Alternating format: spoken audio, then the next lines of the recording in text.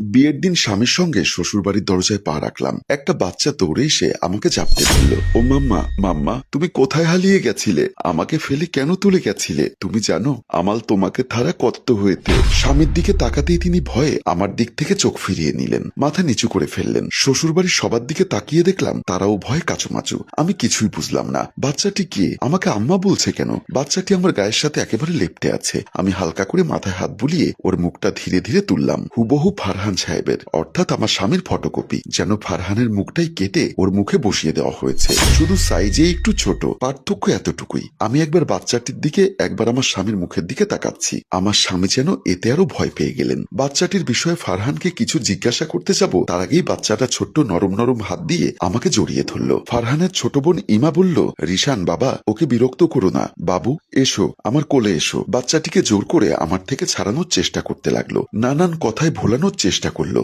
বাচ্চাটি কিছুতেই আমাকে ছাড়ছে না। আমি যাব না, আমার কিচ্ছু ভালো লাগবে না, আমি মাম্মার কাছে থাকবো। ইমা বাচ্চাটিকে টেনে হেঁচড়ে কোলে তুলে নিল। বাচ্চাটা কিছুতেই যেতে চাচ্ছে না, আমার দিকে হাত বাড়িয়ে আছে আর চিৎকার করে কাঁদছে। ইমা জোর করে নিয়ে গেল। আমার শাশুড়ি বলল, বৌমা ভেতরে এসো। আমি ভেতরে ঢুকে রুমে ঢুকবো, এমন সময় বড় আপা বলে উঠল, মান সম্মান তো শেষ, আমাদের মান সম্মান আমাকে বাঁচাতে হবে। সেই চিন্তা নতুন বউয়ের নেই। কোথাকার একটা পুরনো আমলের শাড়ি, হাতে 2 জোড়া বালা, কানের একটা দুল, আর গলায় ওই চুলের মতো চেকুন একটা চেন নিয়ে চলে এসেছে। তাও আসল না ইমিটেশন কে জানে। এই মেয়ে, তোমার লজ্জা করে না? ফারহানের বড় আপার কথায় লজ্জায় অপমানে কুকড়ে গেলাম। নতুন বউ হয়ে সবেমাত্র বাড়িতে ঢুকতেই এত বড় অপমান হতে হবে কখনো ভাবিনি। আমার পরিবারের সামর্থ্য নেই, তারা আমাকে গহনা দিতে পারেনি। এখানে আমার দোষ কোথায়? আমার পরিবারেরও তো কোনো দোষ নেই। পরিবারের অবস্থা কেমন তারা তো জেনেই বিয়ে করেছে।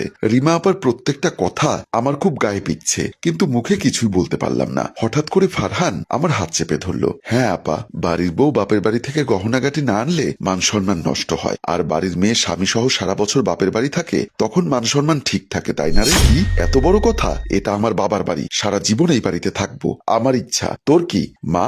দেখেছো, নতুন বউ ঘরে ঢোকার আগেই তোমার ছেলে আবারও তার আঁচলে ঢুকে গেছে। আগের জনকেও তো এভাবেই আগলে রাখতে, কি লাভ হয়েছিল? শেষে কি দিল সে তোমাকে? রিমার কথাগুলো শুনে ফারহান কেমন যেন হয়ে গেল। মুহূর্তের মধ্যেই তার চেহারা পাল্টে গেল। আমাকে ধরে থাকা হাতটা ধীরে ধীরে সরিয়ে নিয়ে আমার দিকে কেমন হিংস্রভাবে তাকালেন, যেন চোখ দিয়েই আমাকে গিলে ফেলবেন। তারপর আমার থেকে চোখ সরিয়ে নিয়ে ঘরের রুমে দৌড়ে ঢুকে সব জিনিসপত্রগুলো ভাঙচুর করা শুরু করলেন। ওনার আকস্মিক আচরণে আমি প্রচন্ড ভয় পেয়ে গেলাম। ওনার বাড়ির সবাই থামানোর জন্য অনেক চেষ্টা করছে, উনি কারো কথাই শুনছে না। ফরিদা বেগম রিমাকে বললেন, খুশি হয়েছিস? এবার শান্তি লাগছে তোর? বিয়ের দিন ছেলেটার মাথা গরম করে দিলি, এখন কিভাবে সামলাবো? আমি ভয়ে ভয়ে ওনার কাছে গিয়ে বললাম, আপনার কি হয়েছে? এরকম করছেন কেন? হাতের কাছের জিনিসটা আছাড় দেওয়া বন্ধ করে উনি আমার দিকে তাকালেন, যেন আগুন বেরোচ্ছে চোখ দিয়ে। ওনার তাকানো দেখে আমি ভয় পেয়ে গেলাম। জিনিসটা ছুঁড়ে ফেলে দিয়ে উনি টান দিয়ে আমার চুলের মুঠি চেপে ধরলেন, এক ধাক্কায় ফেলে দিলেন মাটিতে। তার দিকে তাকিয়ে দেখলাম তিনি রাগে কাঁপছেন, জলজল করছে রক্তের মতো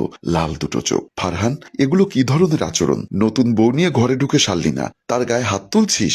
ভাগ্য ভালো বাহিরের কেউ নেই। ওকে মারলি কেন? ও কি করেছে? শাশুড়ি আমাকে ধরে ওঠালেন। ফারহান বললেন, ওকে জিজ্ঞাসা করো, আমি কি করছি, কেন করছি, আমার কি হয়েছে, এসব প্রশ্ন করার সাহসও কোথায় পাই? খবরদার তুই আমার কাছে আসার চেষ্টা করবি না, একেবারে শেষ করে দিব। এরপর হুট করেই বাইরে চলে যেতে লাগলো। ওনার মা আটকানোর চেষ্টা করেন, মাত্র বউ নিয়ে ঘরে ঢুকলি, আজকের দিনটা কোথাও যাস না, মাথাটা একটু ঠান্ডা কর। উনি কিছু না বলেই বেরিয়ে গেলেন। আমি ওনার কথাগুলো শুনে বিস্ময়ে অবাক হয়ে গেছি। একটু আগের মানুষটার সঙ্গে এই মানুষটার মিলি খুঁজে পাচ্ছি না। আমার বাপের বাড়ির শাড়ি গহনা খুলিয়ে আমাকে নতুনভাবে বউ সাজিয়ে লিভিং রুমে বসিয়ে রাখা হলো। একের পর এক লোকজন আসছে, বউ দেখে যাচ্ছে। কিছুই ভালো লাগছে না আমার। বাসরা তো হয়নি, তার আগে স্বামীর এরকম আচরণ পেলে কারই বা ভালো লাগবে? তবে কি আমার দুঃখের দিন এখনো শেষ হয়নি? এত ঝড়ঝাপটা দুঃসময় কাটিয়ে সব শেষে একটু সুখের আশা করেছিলাম, মনে হয় তাও পেলাম না। আমার শাশুড়ি আমাকে নিয়ে বাসরে বসানো হলো। ফুলে সাজানো খাটের মাঝখানে বসে আছি। হঠাৎ খেয়াল করলাম দরজার বাইরে ছোট্ট দুটো পা ওই বাচ্চাটা যে শুরুতে আমাকে জড়িয়ে ধরেছিল, দরজার পেছনে দাঁড়ানো, বারবার উকি দিয়ে আমাকে দেখছে। বাচ্চাটি কে আমি জানি না, কিন্তু ওর স্পর্শ আমাকে অদ্ভুত অনুভূতি দিয়েছিল। মনে হচ্ছিল ও আমার খুব আপন কেউ। কেন এমন হয়েছিল জানি না। কি নিষ্পাপ মায়া ভরা মুখ বাচ্চাটার। আমি হেসে ডাক দিলাম, এসো, ভেতরে এসো। বাচ্চাটা খুশি হয়ে দৌড়ে আসছিল আমার কাছে। মাঝখানে ইমা এসে ওকে কোলে উঠিয়ে নেয়। রিশান, আবারও তুই এই ঘরে এসেছিস? তোকে না নিষেধ করেছি এই ঘরে না আসতে? আমি মাম্মার কাছে শোবো। তুমি না বলেছিলে মাম্মা আসলে আমাকে নিয়ে ঘুমোবে? তাহলে আমাকে যেতে দিচ্ছ না কেন? মাম্মা কেন আমাকে নিয়ে ঘুমোচ্ছে না? হ্যাঁ, তুমি তো মাম্মার কাছেই থাকবে, কালকে থেকে থেকো, আজকে আমার সাথে ঘুমো, কালকে থেকে মাম্মার কাছে থাকবে, ঠিক আছে? ইমা দ্রুত বাচ্চাটিকে নিয়ে চলে গেল। আসার থেকে বাচ্চাটা আমাকে মাম্মা মাম্মা করছে, শুধু আমার সঙ্গেই থাকতে চাইছে। অন্যদিকে ও আমার কাছে আসলেই সবাই কেমন যেন ভয় পাচ্ছে। ব্যাপার কি? অনেকক্ষণ পর ফারহান রুমে আসলেন। আমি তাকে দেখে ঠিকঠাক হয়ে বসি। তিনি আমাকে দেখে বললেন, এ কি, আপনি এখন এই ভারী ভারী জিনিসগুলো পরে আছেন? আপনার খারাপ লাগছে না? এগুলো বদলে ফ্রেশ হয়ে নিন, আমরা একসাথে নামাজ পড়ব। তখন সবার সামনে আমাকে অপমান করলো, অথচ এখন কত ভালো ব্যবহার করছে। এই লোকটাকে আমি কিছুতেই বুঝতে পারছি না। তবু কিছু না বলে ওনার কথা মতো ব্যাগ থেকে জামা বের করে ফ্রেশ হতে ওয়াশরুমে গেলাম। ওনার দুরকম আচরণ দেখে আমি ওনাকে প্রচন্ড ভয় পাচ্ছি। ফ্রেশ হয়ে বেরিয়ে দেখি উনি পাশাপাশি দুটি জায়নামাজ রেখে আমার জন্য অপেক্ষা করছেন। দুজনে একসাথে নামাজে বসে গেলাম। দুজনে নামাজ শেষ করলাম। ফারহান আচমকা আমার হাত ধরলেন। আমি অস্বস্তিতে ছাড়িয়ে নিতে চাইলাম, উনি ছাড়তে দিলেন না। আজমি, আমি জানি আমার আপনার সাথে তখনকার আচরণটা অনেক খারাপ হয়েছে। আমি যা করেছি তার সত্যিই কোনো ক্ষমা নেই। আজমি, আমার আপনাকে কিছু বলার আছে। আপনার কাছে আমার সম্পর্কে অনেক কথা গোপন রেখে বিয়েটা দেওয়া হয়েছে। কথাগুলো আপনার জানা দরকার। কিন্তু আজমি প্লিজ, ভুল বুঝবেন না আমায়। আমি পরিস্থিতির শিকার। আমি আপনাকে ঠকাতে চাইনি। ফারহানের কথা শেষ হতেই কেউ জোরে জোরে আমাদের ঘরের দরজা ধাক্কাতে লাগলো। ফারহান জিজ্ঞাসা করলো, কে? কোনো উত্তর পাওয়া গেল না। বাধ্য হয়ে ফারহান দরজা খুলতে গেলেন। দরজায় রিমা আপু দাঁড়ানো। আশ্চর্য, তুই এই ঘরে কি করিস?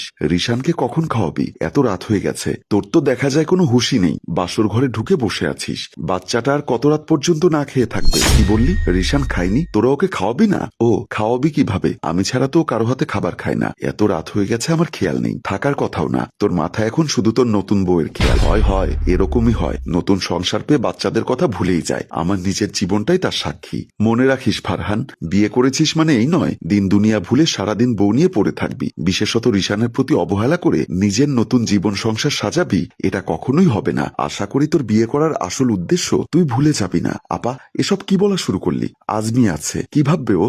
বাদ দে। রিশান কোথায়? ইমার কাছে ছিল, মা নিয়ে গেছে। আচ্ছা আমি যাচ্ছি, আপনি অনেক টায়ার্ড, ঘুমিয়ে পড়ুন। বলেই উনি চলে গেলেন। ওনার এই আচরণে রাগে গা চলে যাচ্ছে আমার। কান্না কার জানি বাচ্চা, তার জন্য উনি বাসর রাতে বউকে রেখে চলে গেলেন। কোন স্বামী তার বউকে বাসর রাতে বলে, আপনি অনেক টায়ার্ড, ঘুমিয়ে পড়ুন? ওনার বাসার মানুষেরাই বা কেমন? এতগুলো মানুষ বাসায় একটা ছোট্ট বাচ্চাকে খাওয়াতে পারছে না? নাই যদি পারে তো না খাওয়া। কোনো বাচ্চা এক রাত না খেলে মরে যাবে না। ওনার কি একবারও মনে হলো না আজ আমাদের বাসর রাত? নতুন বউকে একলা রেখে উনি চলে গেলেন। ওনার আচরণে খুব কষ্ট পেয়েছি। বিয়ের পর থেকে উনি আমাকে সমানে অপমান করছেন। সে সময় এবারে সবার সামনে আমার গায়ে হাত তুলেছেন কোনো কারণ ছাড়া। ভেবেছিলাম বিয়ের পর অতীত ভুলে একটা নতুন জীবন শুরু করতে পারবো। স্বামী সংসার নিয়ে একটা নতুন জীবন গুছিয়ে পুরনো দুঃখ কষ্ট ভুলে যাব। এখন মনে হচ্ছে আমার এইসব স্বপ্নই থাকবে। ফারহানের কাছে আমার কোনো মূল্য নেই। আচ্ছা, আমার বিষয়ে সবকিছু জানাই কি ওনার এরকম করার কারণ? সেই কারণে আমাকে মন থেকে মেনে নিতে পারছেন না? ফারহানের প্রতি মনে মনে খুব রাগ হয়ে ঘুমিয়ে পড়লাম। সম্মানিত দর্শক, এই গল্পের বাকি অংশ দেখতে চাইলে কমেন্ট বক্সে লিখে জানান।